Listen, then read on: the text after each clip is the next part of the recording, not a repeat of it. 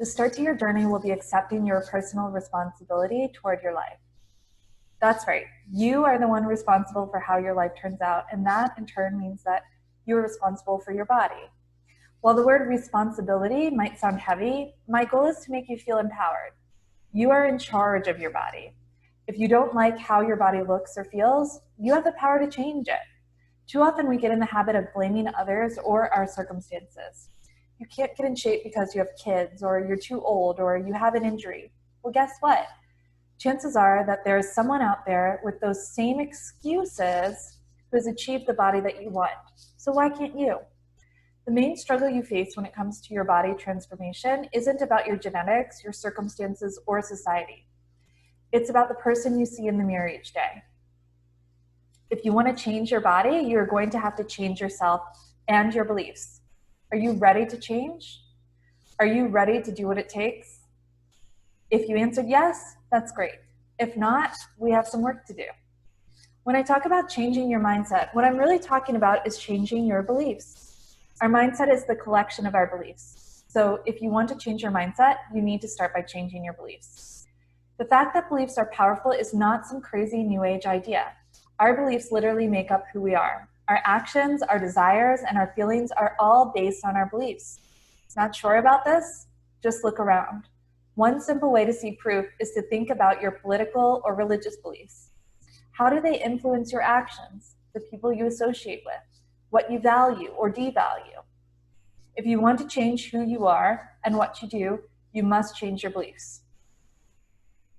Do you know what the biggest predictor for success in making a lasting change to your physique is? It turns out that it's self-efficacy. Self-efficacy is your belief in your own capability. In one study, participants' changes in self-efficacy were actually the greatest predictor of weight loss success. So how do you get more self-efficacy? Since it's a belief in your ability, we must understand what a belief is and how to change it. I remember when I was younger, grabbing the flesh around my waist, my tiny fingers creating little white dents around my stomach. If only I could get rid of this fat, I thought. I tried to wish it away. I was clueless and helpless. My mentality was characterized by hopelessness. I believed that there was nothing I could do to change my physique besides wish and pray. When I started running, the first shift in my beliefs happened. Until I started running, I had never thought of myself as athletic. Sure, I had dabbled in ballet, gymnastics, and martial arts as a kid, but I saw myself more as an academic. When I started running, I began to see myself as an athlete. I believed I was someone who was fit or in shape. I didn't even realize at the time how big that little shift in my thinking was toward my goal of getting in shape. However, I also held on to some beliefs that did not serve me well on my fitness journey. Those negative beliefs were rooted in fear.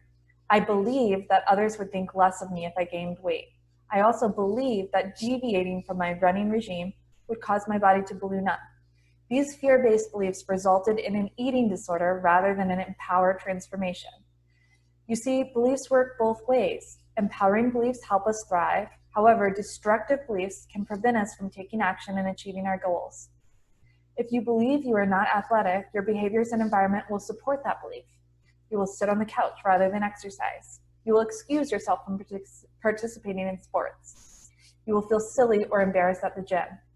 Imagine starting a transformation program believing that you cannot be fit. Can you see how your underlying subconscious thoughts might sabotage you?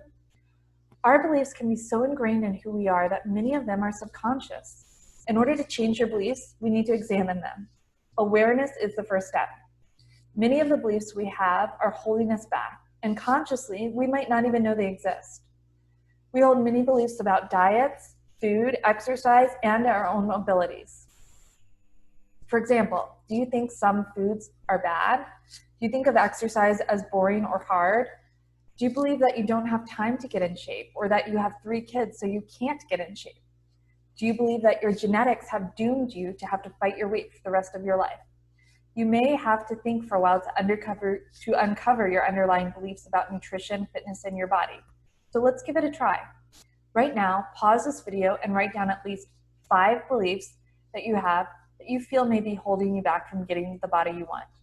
You can record these in your own notebook or in the worksheet provided in this email. The good news is that you are capable of changing your beliefs. Your beliefs have changed over time. Can you think of something that you used to believe fervently in the past and now you would almost be embarrassed to defend? How about Santa Claus or the Tooth Fairy? You see, beliefs are just ideas with enough evidence to support them. Think of an idea as a tabletop and the supporting evidence as the legs underneath. To dismantle the belief, we have to knock down the legs by challenging the supporting evidence. If you question anything enough, you can create doubt, and that doubt erodes the support behind our beliefs over time. Hasn't that happened to you in the past? Have you ever questioned yourself so much that you started to create doubt in yourself? We can use this strategy in a positive way to destroy destructive beliefs. For example, if you believe you're not athletic, what if you sign up for tennis lessons? Or what would happen if you start choosing to exercise instead of sitting on the couch?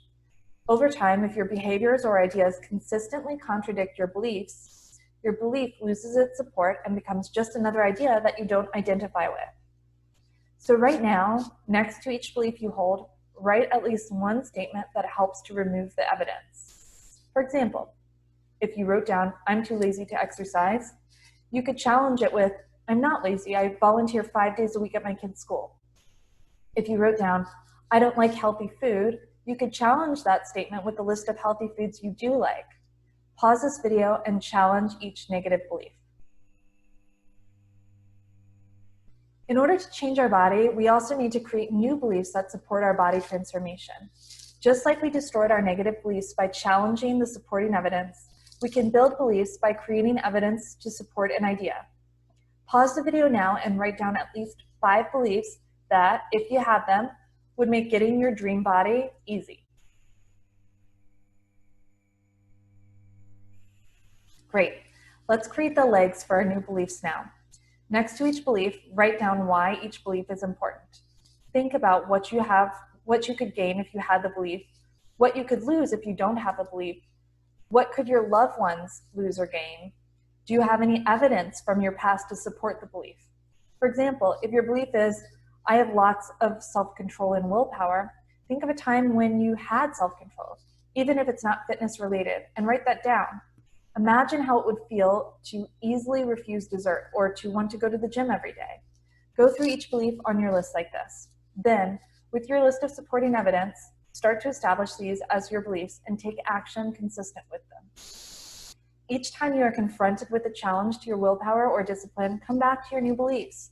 Start to ingrain your new healthy beliefs into your psyche so that they become a part of who you are. Your assignment for today, besides examining your beliefs, is to take one action consistent with these new beliefs.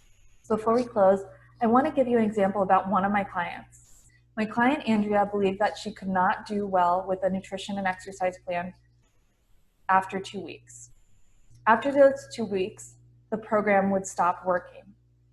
Do you really think all exercise and nutrition plans stop working at 2 weeks? I asked her. When we questioned her beliefs, she realized that it wasn't the program that stopped working, it was that she lost motivation. She decided she needed to believe that she could stick to healthy habits. Andrea used her young son as motivation. She wanted to be able to teach him healthy habits and play with him without getting winded. She also recognized that she had stuck to her other healthy habits for more than 2 weeks. She regularly took walks and had incorporated more vegetables into her diet. She took action by setting up accountability partners at the 2-week point and beyond. Andrea did hit a slump at 2 weeks, but luckily she was prepared and powered through. Now she sticks to healthy behaviors as a lifestyle, and it comes naturally. Belief is the first step to getting the body you want. Believe you are capable of obtaining the body of your dreams. I promise that if you set your mind to it and follow the steps I teach you, you will succeed. You are an athlete. You are strong and fierce, and you have unwavering discipline. Once you have that sense of belief ingrained in you, the other steps become more natural. I can't wait to see you tomorrow when I will teach you exactly what to do to achieve your dream body and your wildest dreams.